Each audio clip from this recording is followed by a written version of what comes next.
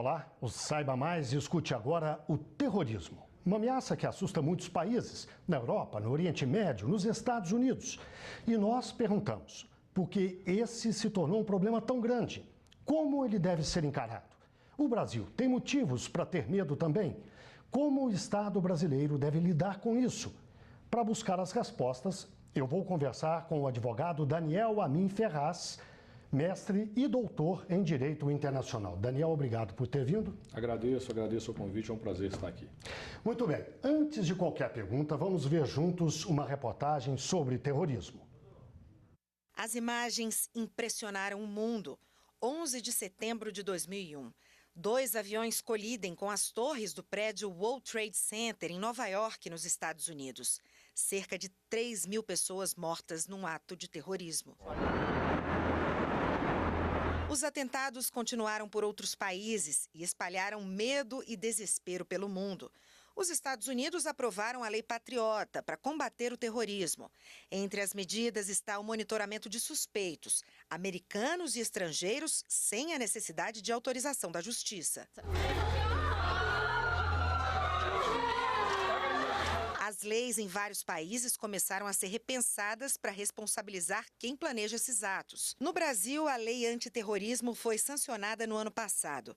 A legislação coordena políticas de combate ao financiamento de grupos terroristas em diversos países, como determina a ONU, a Organização das Nações Unidas. É a Lei 13.260, de 2016, e define terrorismo como atos de sabotagem, de violência ou potencialmente violentos por xenofobia, discriminação ou preconceito de raça, cor, etnia e religião, quando cometidos com a finalidade de provocar terror social ou generalizado, expondo a perigo pessoa, patrimônio, a paz ou a integridade pública. A partir de 2016, a gente tem uma legislação antiterror que faz com que o terrorismo seja efetivamente tipificado, criminalizado. A partir de agora, as autoridades do Estado podem atuar de uma forma mais expressiva contra esse fenômeno do terrorismo. O Egito aprovou a lei antiterror, que cria tribunais especiais e protege os membros das forças de segurança. A Rússia sancionou um pacote de medidas de combate ao terrorismo. Doutor Daniel, o senhor dá aula sobre isso, estuda esse assunto.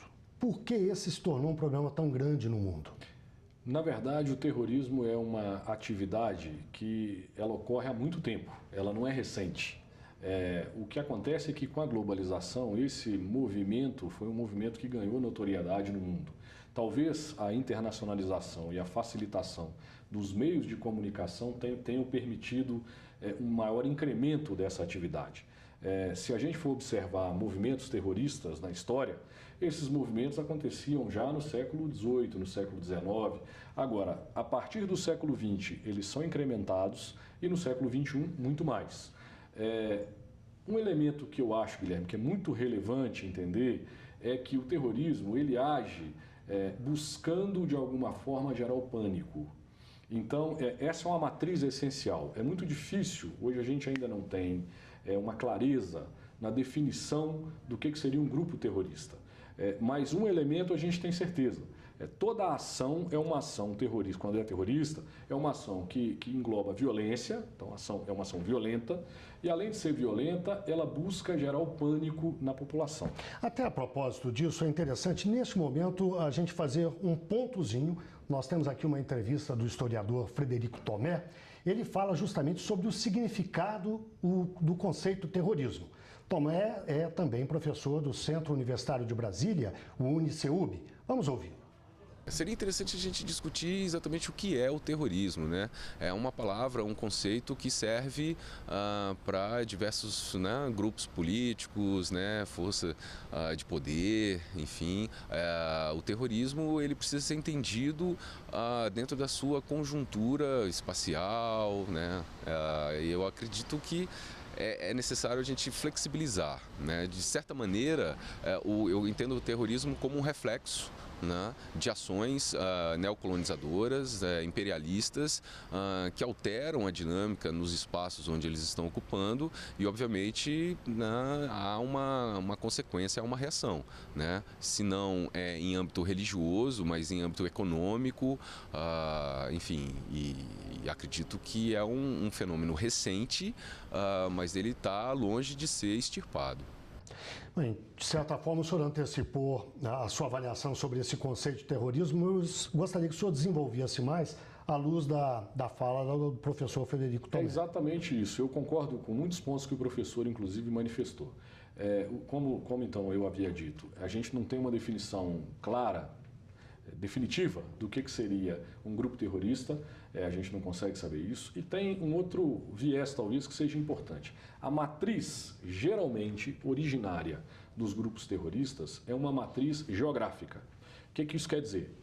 Geralmente, os grupos terroristas, eles começam uma ação que seria uma reação por algum movimento externo naquele espaço territorial. Então, uma eventual invasão ou uma eventual dominação, e em função dessa dominação nasceria um sistema de resistência. Isso na origem. Mas depois a gente começa a perceber que hoje, em função da globalização, internacionalização dos meios de comunicação, os grupos terroristas eles se adaptaram a essa nova realidade, se a gente pode dizer assim. Eles se adaptaram a esse novo meio.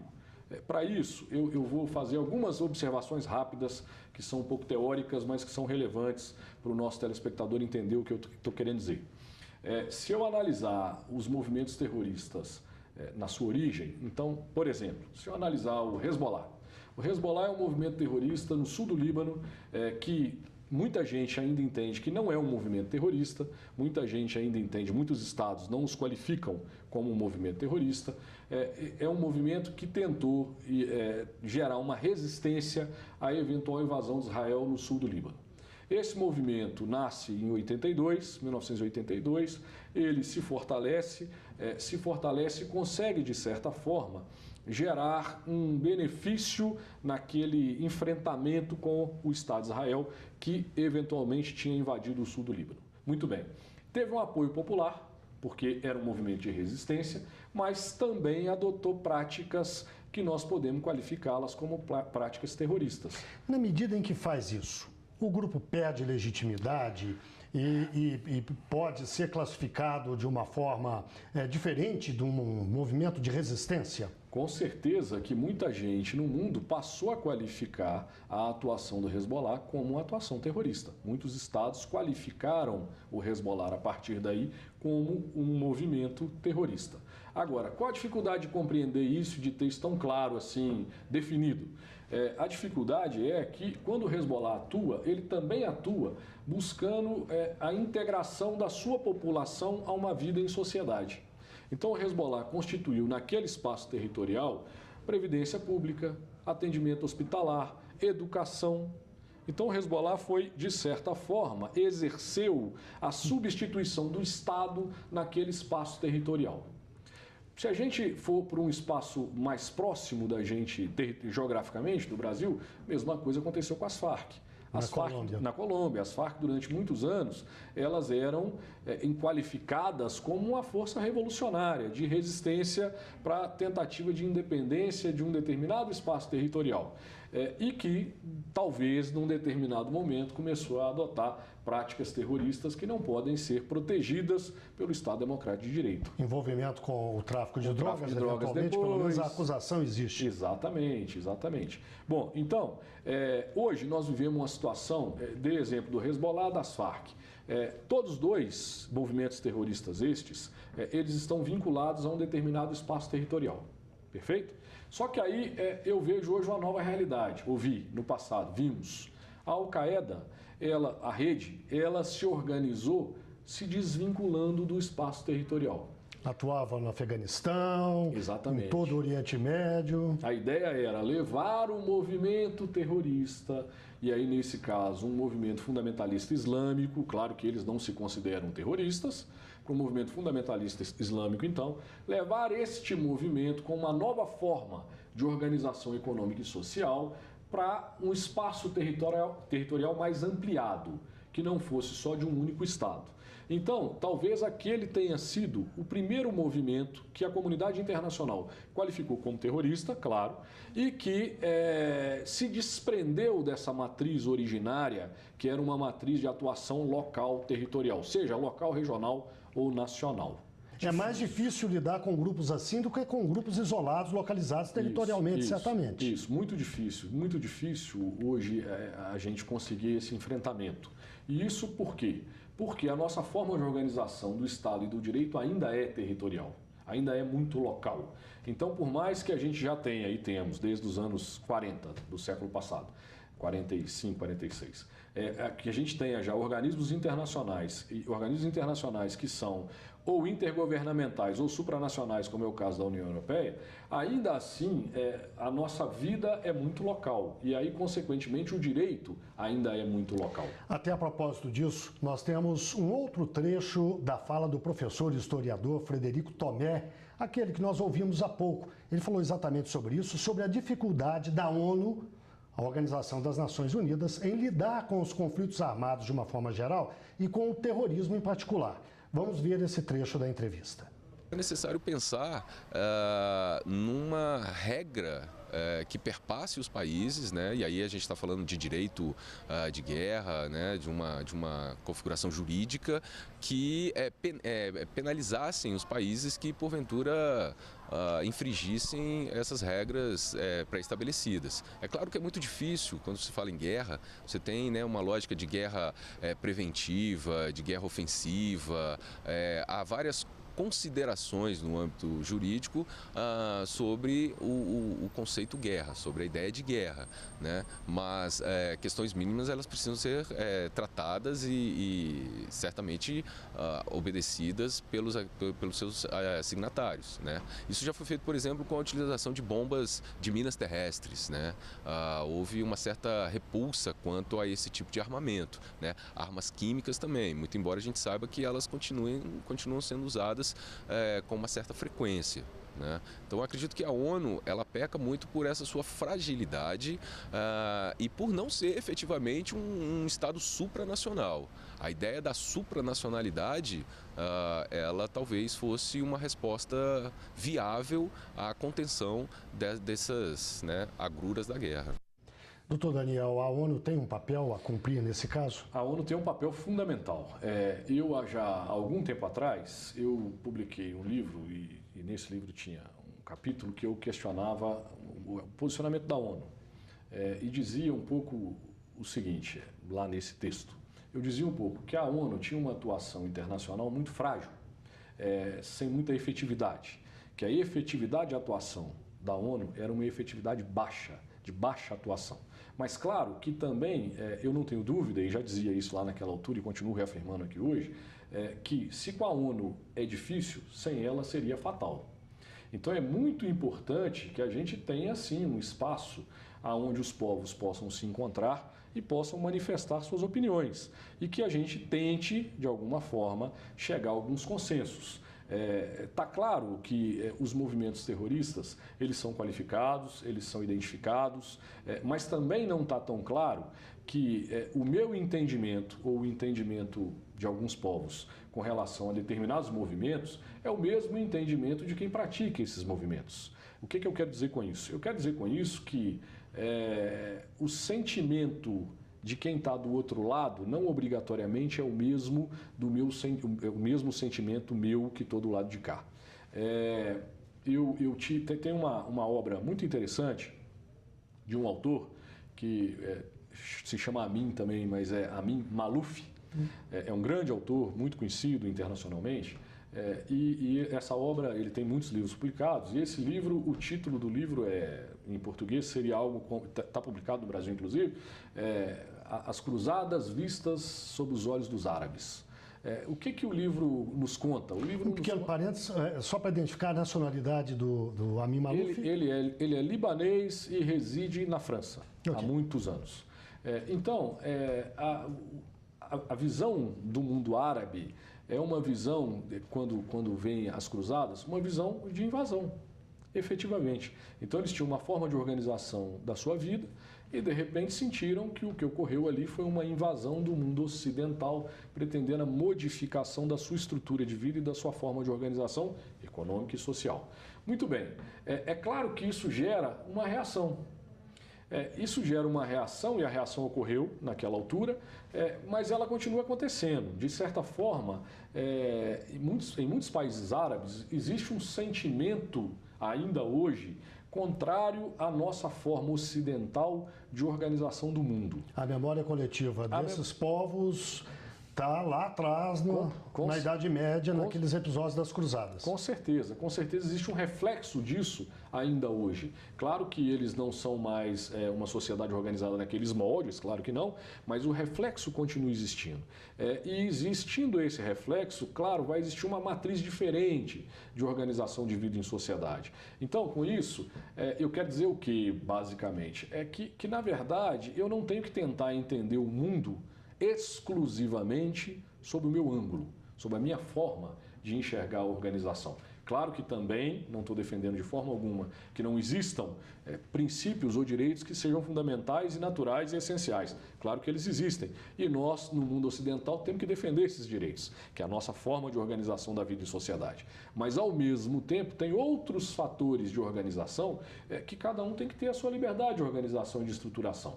Bom, então, o mundo vive hoje um conflito muito profundo que não é só armado, armamentício. É um conflito de construção ideológica, de construção da forma de organização da sociedade, da forma de estar em sociedade, da forma de conviver com os demais que estão ao nosso redor. E que, às vezes, nós que estamos no Ocidente não entendemos com muita clareza. Vou te dar um exemplo prático disso que eu estou dizendo. A primeira vez que eu fui fazer meu mestrado, eu tinha 22 anos na Universidade de Coimbra. E quando a Faculdade de Direito da Universidade de Coimbra é do ano de 1290. Então, a tradição é muito grande. Quando eu fui fazer meu mestrado, tinha um colega na minha sala que ele era da família real portuguesa. Aí, quando ele me conheceu, ele viu meu sobrenome Amin. Quando ele viu meu sobrenome Amin, ele me perguntou o seguinte: você é descendente de árabe? E eu disse: sou. Você é descendente de árabe de onde? Eu falei: do Líbano. Certo. E você é cristão ou muçulmano? E eu disse: eu sou nada, eu sou agnóstico. Mas a minha família, originariamente, é cristã ortodoxa. A migração para o Brasil, a grande migração árabe para o Brasil, se deu dos cristãos ortodoxos, já por conflitos religiosos no mundo árabe. Muito bem. Naquela altura, Guilherme, quando ele me perguntou isso, e eu tinha nessa altura, como eu te disse, 22 anos, então hoje eu tenho 48, há 26 anos atrás, naquela altura, quando ele me perguntou isso, eu não me atentei para o que ele estava me perguntando. Eu não senti isso nada como se fosse algum sistema de desconsideração ou de discriminação. Eu verdadeiramente não senti. Mas talvez eu não tenha sentido porque eu fosse agnóstico, de uma família cristã ortodoxa. Talvez se eu fosse muçulmano, pode ser que eu sentisse. Então, 26 anos depois, a Europa, nesses 26 anos, sofreu profundas transformações, uma imigração enorme do mundo árabe para dentro das fronteiras europeias, com um fortalecimento do mundo muçulmano muito forte dentro da Europa. Pois bem, o que acontece? O que eu entendo dessa leitura, e aí voltando a 26 anos atrás, que aconteceu comigo? O que eu entendo é o seguinte, é que na verdade nós no Ocidente, nós não conseguimos entender aquele mundo. A gente observa aquele mundo e a gente imagina que todos são exatamente iguais. E aí seria mais ou menos dizer o seguinte, eu acho que é importante nós nos colocarmos no lugar deles. Então seria mais ou menos a gente entender o seguinte, se somos todos cristãos, somos todos iguais. Não é verdade isso. Não é verdade que vai existir no mundo cristão uma harmonização dos povos, das culturas, das comidas, da vida em sociedade, das línguas e etc. Claro que não é verdade. Claro que nós sabemos que no mundo cristão existe uma divisão, existe um cisma, existem formas de se comunicar e de se portar completamente diferentes e que estão muito mais vinculadas aos países, às nacionalidades do que à religião. A propósito até desse grande fluxo migratório para a Europa, vários países adotaram posturas praticaram largamente a xenofobia, impedindo estrangeiros de entrar no país. Nos Estados Unidos, mais recentemente, o governo Trump editou medidas para impedir a entrada de povos muçulmanos, depois flexibilizou um pouco, mas de qualquer maneira as medidas existem. Então eu gostaria que a gente visse uma outra reportagem que fala um pouco disso. É que a Universidade de Maryland, nos Estados Unidos, tem um centro chamado START, Estudo de Terrorismo e Respostas ao Terrorismo. O banco de dados desse centro é considerado o mais completo do mundo. O centro registra com detalhes mais de 150 mil ataques terroristas entre os anos de 1970 e 2015. Entre 1993 e 2016, foram descobertos 109 planos ligados à chamada Jihad, ou Guerra Santa, para usar violência contra os Estados Unidos. Desses, 13 conseguiram o objetivo, pouco mais de 10%. Além disso, a maioria das pessoas suspeitas nos casos, 75%, eram cidadãos norte-americanos ou moradores do país. Nenhum refugiado estava envolvido. Mas se os refugiados não estão envolvidos, por que tanto estranhamento e tanta xenofobia? Pois é, porque qual é a matriz? Uma certeza a gente tem com relação ao terrorismo. Qual é a matriz essencial do terrorismo? O pavor. É gerar o pavor na população. Então, quando gera o pavor, a gente obrigatoriamente tem que lidar com isso de forma coletiva. E aí, o que me assusta o que me gera pavor, é que eles estão conseguindo o que eles pretendem. Eles estão conseguindo que a gente modifique a nossa estrutura de vida e a forma de organização da sociedade, atendendo a uma demanda que não é nossa, que na verdade é deles. Quando eu imagino que a grande qualidade da Europa, por exemplo, é alguém poder se sentar num café no final de uma tarde, tomar um bom café e ver o movimento na rua e ler um jornal, isso é um ambiente que é quase uma cultura necessária na Europa. E é um ambiente que cada dia acontece menos, porque as pessoas têm medo, porque as pessoas têm medo de estar na rua, porque as pessoas têm medo de sentar num café, porque as pessoas têm medo de conversar com um estranho, porque as pessoas... Então, na verdade, eles conseguem com isso gerar o pavor, que é o instrumento que eles se utilizam para mudar a estrutura em sociedade. Na verdade, voltando lá no início, eles têm mesmo uma preocupação de tentativa, todo movimento terrorista sempre teve, de tentativa de modificação da estrutura que está posta. Na origem, era um movimento de resistência. Então, de certa forma, essa matriz continua existindo.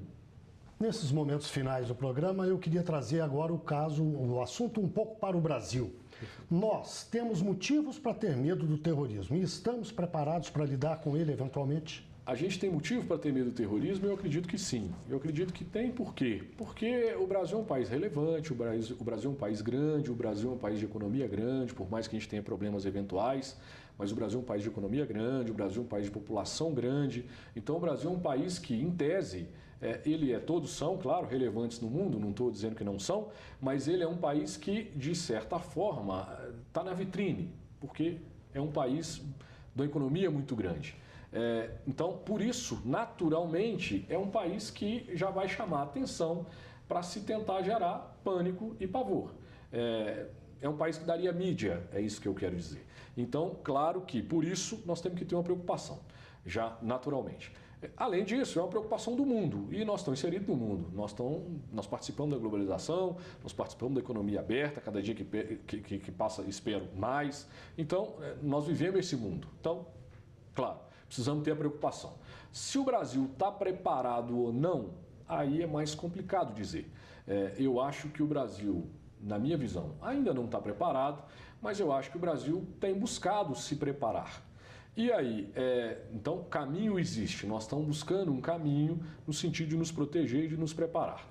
Agora, temos também uma experiência recente. Nós temos uma experiência recente de grandes movimentos ou eventos esportivos no Brasil, Copa do Mundo e Olimpíadas, que naturalmente já são um ambiente onde atentados podem vir a ocorrer em função de mídia, em função de impacto midiático e, consequentemente, pavor, e que nós passamos de alguma forma bem nesse primeiro exame. E a lei que foi promulgada? Nós temos um marco regulatório novo. Eu continuo achando que ele é frágil. Eu continuo achando que é um marco regulatório que não consegue uma boa definição de terrorismo, que não consegue uma boa definição de grupo terrorista. Agora, estão avançando. Melhor isso do que antes, que não existia uma regulação. Muito bem, muitíssimo obrigado. Nós conversamos com o advogado Daniel Amin Ferraz, especialista e doutor em Direito Internacional. Daniel, muitíssimo obrigado pela participação. Eu que agradeço muito, foi um prazer estar aqui. Muito bem, e eu agradeço a todos os que nos acompanharam. E até o próximo programa.